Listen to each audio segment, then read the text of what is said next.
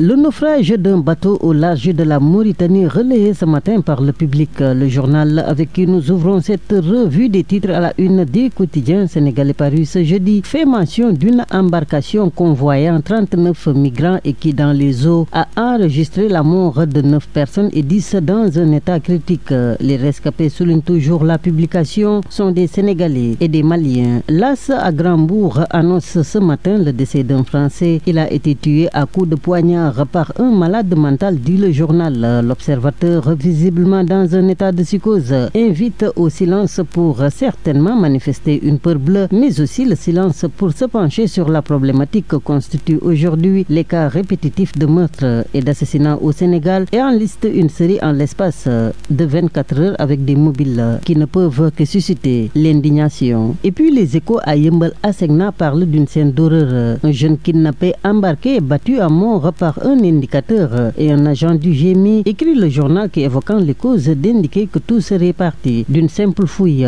corporelle de routine. Attaque armée à Touba, 6 millions de francs CFA emportés par 6 braqueurs, informe ce matin l'éveil. Le Républicain à Kolda ce jeudi de renseigner que plusieurs hectares de chanvre indien ont été détruits par l'armée dans le cadre de la lutte contre le trafic de drogue.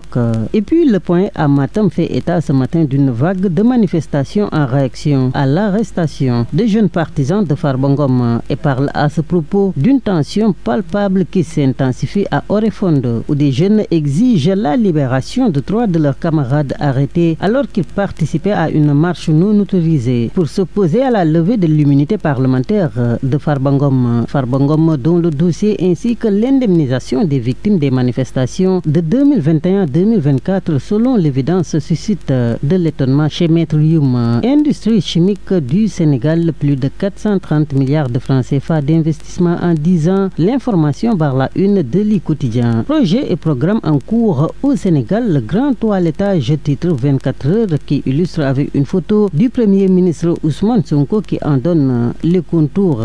Prix des denrées, situation au port, aéroport, université, etc. Diomaye et Sonko peinent à solutionner la crise sociale, note ce matin à sa une la tribune. Walf Quotidien qui s'intéresse lui au projet de dotation de véhicules aux députés parle d'une promesse mise à la poubelle.